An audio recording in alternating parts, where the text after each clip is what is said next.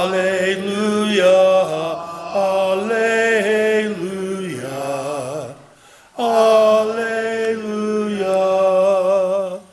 The Lord be with you. And with your spirit.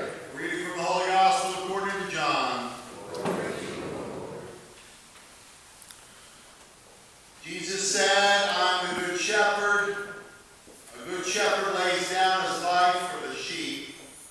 A hired man who is not a shepherd, and whose sheep are not his own, sees a wolf coming, and leaves his sheep and runs away.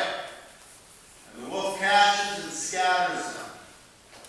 This is because he works for pay and has no concern for the sheep. I am the good shepherd, and I know mine, and mine know me. Just as the Father knows me, and I know the Father, and I will lay down my life for the sheep. I have other sheep that do not belong to this fold. These also I must lead, and they will hear my voice. And there will be one flock, one shepherd. This is why the Father loves me, because I lay down my life in order to take it up again. No one takes it from me, but I lay it down on my own. I have the power to lay it down, and the power to take it up again. This command I received from my Father." The Gospel of the Lord. Praise to you, Lord.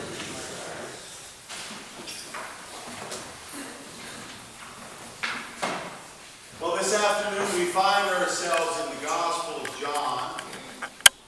And we've talked about this many times before, but we love John. John's very different than the other three synoptic Gospels in many ways.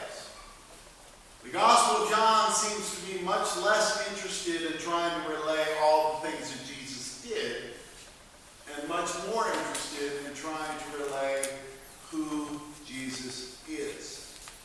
That's why it's the deepest theological gospel of the four. The first three have miracles because they're telling you these incredible things that Jesus did. John doesn't even have the word miracle in his gospel. He calls them signs.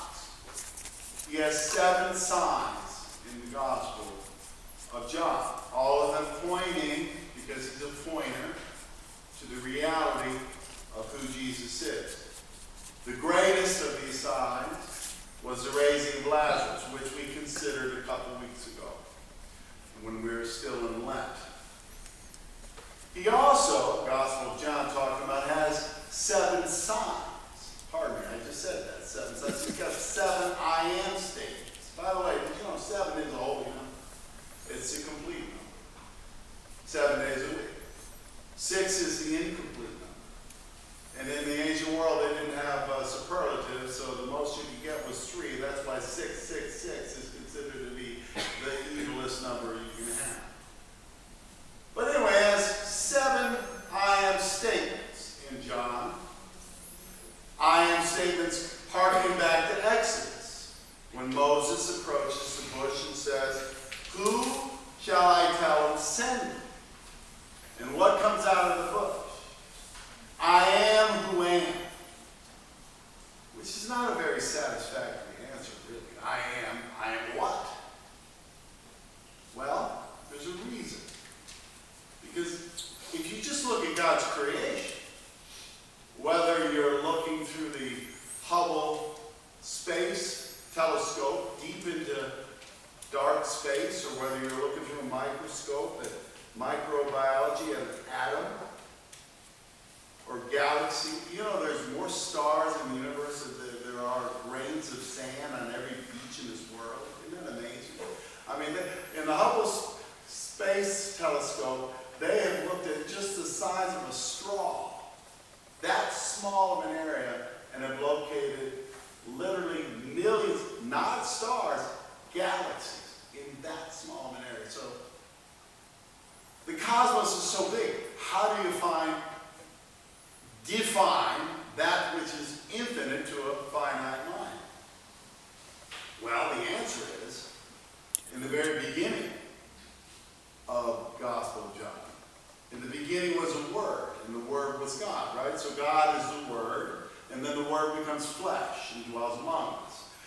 Jesus is the perfect reflection of who God is in human form.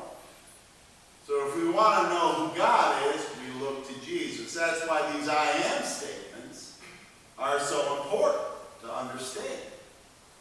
Now, a couple of things about these I am statements. First of all, we all use I am statements. You might be at a party and somebody says, so what do? You say, well, in my case, I say I'm a Catholic priest, right?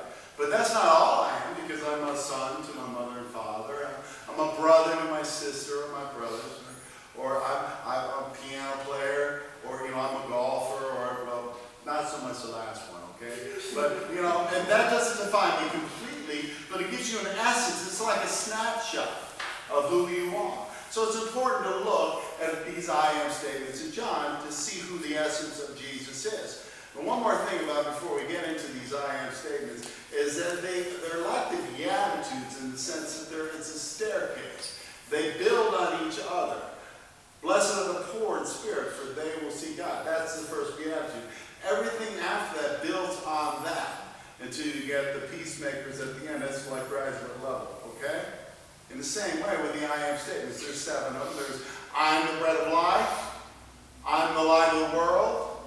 I'm the gate. I'm the good shepherd, which is what our gospel is today. I'm the resurrection and the life. I'm the way, the truth, and life. And I'm the vine, right? So that's the progression of the I am statement. So let's look at it. I am the bread of life. Now, of course, growing up, I eat bread of life, think food, right? Bread, it's food. I'm food. And what is food? We need food. If we don't have food, then we have hunger. Without food, we're hungry. And the thing about hunger is it's very present. You're not hungry tomorrow. You're hungry now, or you're not hungry right now. I am the bread of life is Jesus saying, you need to consume me daily. I'm your sustenance. I'm the bread of life is I want to feed you spiritually. That's where we start. How do we do it? I am the light. Now the light kind of harkens back to what just happened previous to this gospel, which of course is the 9th chapter of John, where he heals the man that was born blind. Now remember, this man, it's one thing to heal a leper, maybe they're halfway cured anyway, but a man that's never seen, all of a sudden see, well, that was a real showstopper, right? So Pharisees, they didn't like that at all, so they're trying to discount it, and they call in the parents. Remember, they're grilling the parents, and I feel so bad for those parents. But anyway, if you recall, Jesus took that scenario when they were calling the blind man a sinner, remember? Because the blind man was trying to teach the Pharisees about Jesus. Who are you, a sinner, to teach us anything? And Jesus turns it and says, actually, the Pharisees are blind. Maybe not physically, but spiritually, right? So, I'm the light of the world is the second I am statement, because Jesus is saying, I want to light up your spiritual darkness. You might find yourself wandering through the dark. I am the light of the world. How does he do that? Well, I am the gate. That's the third. I am the gate. Who comes through me goes out and finds pasture. Which, of course, leads us to the next one, which reminds me of the greatest song in the Bible. You know it. You love it. The 23rd Psalm. I call it the warrior prayer. The Lord is my shepherd. There is nothing I shall want. Fresh and green are the pastures, where he gives me repose near still waters. Sheep are afraid of running water. Did you know that? They'll run away from running water, but still water. So it's like, I want to take that anxiety away from you. That makes sheep nervous. I want to give you still waters. And then, of course, the warrior part is, even though I walk through the valley of darkness, no evil will I fear, for you're there with your crook and your staff. Okay, now that leads us into the fourth I am, which is what our gospel is today. I am the good shepherd. What does that mean? Does that mean that he has good shepherding skills? Because he's talking to an agrarian society. They know sheep. I don't know how far you think it would be from this spot within a radius of like where you would find your first sheep. I imagine there's sheep around here somewhere, but in the ancient world, there were more sheep than people. They knew sheep. Now, typically, shepherds, which is a very low rank, kind of education. It's certainly not a high society job. The people that are shepherds that are watching sheep, these are not their sheep. Because wealthy people would own sheep, and then they would contract shepherds to watch after their sheep. And when Jesus is contrasting himself, the good shepherd, the good is Greek is kalos, which is, again, our English translation is woefully short, because kalos is noble, pure, wholesome, and it's always used in contrast with that which is filthy, that which is dirty, that which is disgusting, right? I am the good shepherd. They're the hired men. What he's doing is he's pointing towards the Jewish leadership at the time, who he thinks is illegitimate, because they don't care about the sheep. But I do. And then he says to Chapin,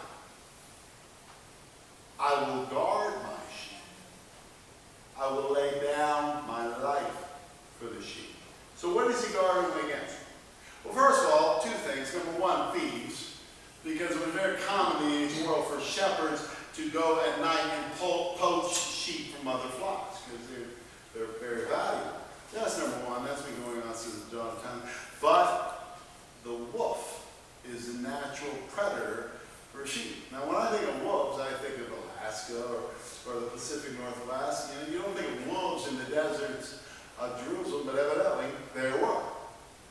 I guess there were kosher wolves. Okay, so when he says, I will lay down my life and protect you from the wolf, that's shocking. Because what if it was you? What if it was me? And the wolf came.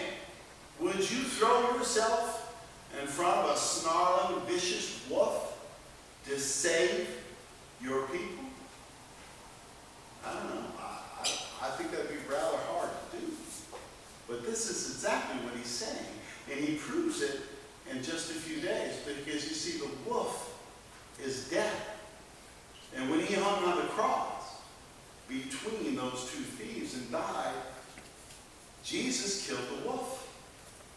The death that you and I so deserve as sinners. Jesus kills the wolf as the good shepherd. Why? Well, that goes to the fifth I am statement. Because I am the resurrection and the life. He who believes in me, even though he died, will live forever. Now, nobody else can do this because, number 6, I am the way, the truth, and the life.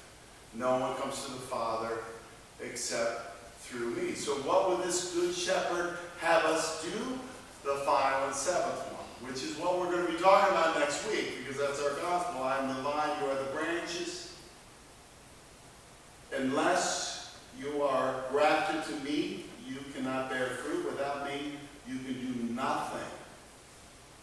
Because, my friend, no matter how good the sheep might be, a sheep without a shepherd is a pretty pitiful thing. Is that you? Do you feel like a lost sheep today? Do you feel like a branch without a vine? Do you feel perpetually in a state of spiritual dehydration or hunger? Jesus is standing in front of you today saying, I want to feed you. I want to open up the gate for you. I want to lead you. I want to shepherd you.